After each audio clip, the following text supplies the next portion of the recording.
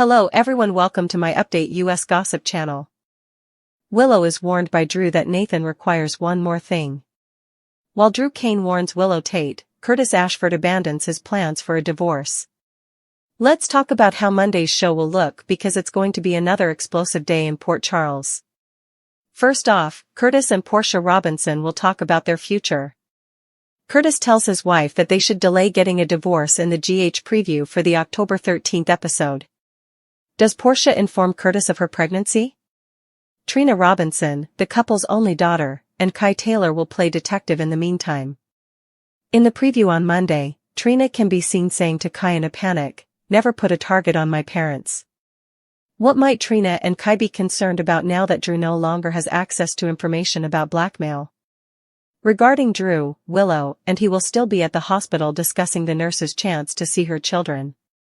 Even though Michael Corinthos is keeping the situation under control, Willow was pleased to see the kids until she spoke with Drew on the October 10th show. In a preview clip, Drew can be heard telling Willow that, "It's not a matter of if, it's a matter of when." He seems to be trying to persuade her to skip the meeting with Amelia Corinthos and Wiley Corinthos because he thinks it will fall into a trap. In other news, Monday's GH spoilers suggest that Brooke Lynn Quartermaine Chase will hear Harrison Chase vent. Could the error in the mansion's search warrant from the previous day still be bothering him? Additionally, Nathan West will appear on the episode on October 13th as he discusses one more thing that he requires with an unidentified individual. He appears to be in Anna Devane's PCPD office, therefore, will he be seeking employment? Over at Bobby's, Carly Spencer will have an encounter with Nina Reeves. Even though they appear to be fighting, Nina will commend Carly for moving things in the right direction. Sonny Corinthos will, lastly, be on high alert. He is shown with Michael in the GH preview, asking his son if he knows anything that Sonny doesn't. The real reason Michael is reversing course with Willow is Michael's unexpected shift. The madness of Michael Corinthos and his 180-degree turn on visitation. Michael visiting Willow Tate and telling her he wants her to be able to see the kids, when previously he denied her. Michael pays Willow a visit at Elizabeth Baldwin's residence, where she is currently staying. Michael visits Willow at Elizabeth Baldwin's home, where she has been staying since her wedding to Drew Kane went wrong. He stuns her with his change of heart and change of mind, telling her his grandmother Monica Quartermaine's recent death gave him a new appreciation of family. Michael really started to ponder after having a heartfelt conversation with Jason Morgan about how much he wished he had spent more time with Monica. Michael has also been affected by the manner in which Amelia Corinthos and Wiley Corinthos have been missing their mother. He tells Willow that if anything were to happen to Monica, he wouldn't want them to go through what Jason is going through with them. Willow is ecstatic, and eats it up like an ant on a sugar cube. Willow is overjoyed and takes it in like an ant on a sugar cube because Michael is obviously telling her exactly what he wants to hear, but there are some conditions. Michael is not offering custody or shared custody, but supervised visitation, but he's testing her too. He wants to make sure Willow abides by the terms because Willow broke the rule that the children shouldn't have been in Drew's presence. He doesn't trust Willow any more than he trusted her twin, Nellie Benson. Only in Willow's case, he knows how unstable she is and doesn't feel she's safe with the kids. Especially considering that he realized Willow was the one who lied to Sasha Corbin and made her leave the country with Daisy Corinthos. Michael's change of heart looks crazy. Michael's change of heart seems like madness, and that's why he doesn't tell anyone his plans, and especially not his mother Carly Spencer or any of the Quartermaines. The fact of the matter is that his grandmother's sudden death affected him and the children, so it is true that he wants her to visit the children under supervision. But also true is his ulterior motive of drawing attention away from himself as a person of interest in shooting Drew. Drew had a great deal of interest in making Michael's children his own, and the custody dispute may have been a factor in Drew's shooting, as the original judge was killed. Michael won't get along with Savage Drew, but now that Willow has broken up with him, he gets along with her to get rid of the reason for the attempted murder. Willow Corinthos, the woman everyone once called pure, kind, and innocent, walked through those sterile corridors with her hands trembling, her eyes darting from side to side as though the truth itself was stalking her. For months, Whispers had followed her like shadows, missing reports, hidden files, a nurse's badge used after hours, but no one ever believed the rumors. Not about Willow, the golden-hearted nurse who'd survived leukemia, fought her way back from the edge, and built a picture-perfect life with Michael Corinthos. But perfection doesn't last long in Port Charles, and on that day, when the clouds rolled in and the lights flickered, Willow's carefully built world finally shattered, piece by piece, secret by secret. Her first secret had always been the easiest to hide, because it was buried in the past, wrapped in guilt, and sealed under a fake name. Long before she came to Port Charles, before she ever met Michael, Willow wasn't a saintly teacher or a brave mother, she was a woman on the run. Back then, she was known as Kara Westbrook, a desperate young woman who'd fallen in with a dangerous man, a man named Lyle Mathers, a con artist who ran a healing commune that preyed on vulnerable people. Kara, Willow, had helped him, seducing new recruits, promising them salvation while she took their money and funneled it into Lyle's fake charity. It wasn't until one night, when one of the recruits died after drinking Lyle's homemade purity serum, that Kara realized she'd crossed a line that could never be uncrossed. She had tried to run, tried to disappear, but when Lyle threatened to expose her, she turned on him in a fit of rage. The police report said Lyle vanished into the night.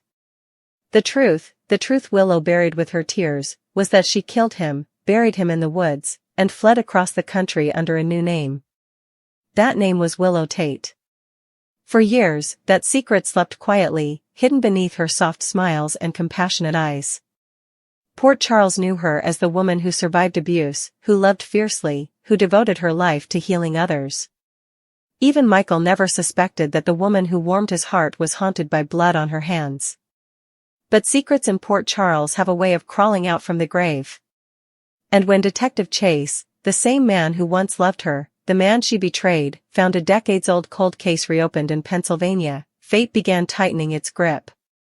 A set of fingerprints recovered from an unearthed skeleton matched Willow's old identity. It was all Chase needed to start asking questions. But Willow didn't know that yet. She was too busy hiding her second secret, the one she swore would never see the light of day. Her second secret wasn't from the past. It was from now. The night nurse Deanna went missing, everyone assumed she'd transferred out quietly, tired of the chaos that seemed to consume General Hospital. But she hadn't transferred, she'd threatened Willow. Deanna had stumbled upon encrypted files in the hospital database, unauthorized access logs traced back to Willow's account. Files that connected her to falsified lab results, DNA manipulations, and altered paternity records. Willow had done it all, desperate to protect her fragile life with Michael and her children from the truth about her past. Deanna had confronted her in the supply closet that night, voice shaking, saying she'd go to the police if Willow didn't come clean. And something inside Willow snapped again, that same storm that had taken over years ago in the woods. There was a struggle, a broken vial, a scream no one heard under the hum of machines.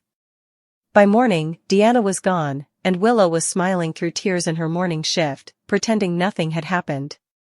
But guilt is a living thing. It eats through the silence, it claws through lies. It followed Willow through every shift, every bedtime story she read to Wiley, every kiss she gave Michael. And when Chase appeared at the hospital with those papers, with that look in his eyes, she knew it was over. "Willow," he said softly, in the break room where she once confessed her love to him, "I need you to come with me." She froze, a coffee cup trembling in her hand, the world blurring around her. Michael arrived minutes later, confused, protective, demanding answers, but the only sound in the room was the slow, shattering beat of Willow's heart. Chase laid the evidence on the table, the fingerprints, the false records, the missing nurse's badge found in Willow's locker. For a long moment, no one spoke. Even the rain seemed to hold its breath. "Tell me it's not true," Michael whispered. His voice broke in that tender, raw way only heartbreak can. Willow tried. God, she tried. She said she didn't mean to hurt anyone, that everything she did was to protect their family. She reached for his hand, but he pulled away, eyes wide with disbelief. "Who are you?" he asked. That question cut deeper than any accusation. Because for the first time even Willow didn't know the answer. She wasn't Kara Westbrook. She wasn't Willow Corinthos. She was a ghost wearing a human face. The moment the truth spilled from her lips, it was like the entire hospital gasped. I killed him, she confessed, tears streaming down her cheeks. I killed Lyle. And I killed Deanna. The words echoed down the corridor, caught by a dozen stunned faces, Nina, Carly, Sunny, all gathered by the commotion. Nina's hand flew to her mouth. Oh my God, she whispered, her world spinning. The daughter she'd fought so hard to know, the child she believed was her redemption, was a killer.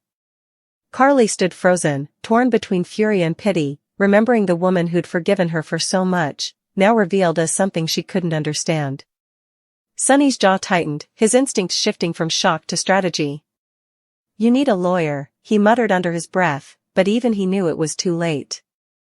As the truth unraveled, so did everything Willow had built. The police swarmed the hospital. Chase read her rights, his voice shaking, not from anger but from sorrow. Willow Corinthos, you're under arrest for the murders of Lyle Mathers and Deanna Price.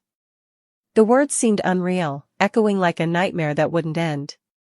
Michael tried to reach her again, but the moment their eyes met, she looked away, too ashamed, too broken. I did it for love, she said softly, as the handcuffs clicked. Everything I ever did was for love. Port Charles never looked the same after that day. The headline screamed her name, Willow Corinthos, angel turned killer. The hospital board convened an emergency meeting, stripping her of her nursing license. Carly tried to shield the kids from the news, while Michael sat in the Quartermain living room, holding a photograph of Willow and Wiley, tears streaking his face. I don't even know who she is, he whispered to his mother. But Carly knew. She'd seen that kind of madness before, the kind born from fear, desperation, and love twisted into something dark. Nina was inconsolable. She visited Willow in the holding cell, her hands shaking as she pressed them to the cold bars. I would have forgiven you for anything, she sobbed, but this, why didn't you come to me? Willow could barely look at her.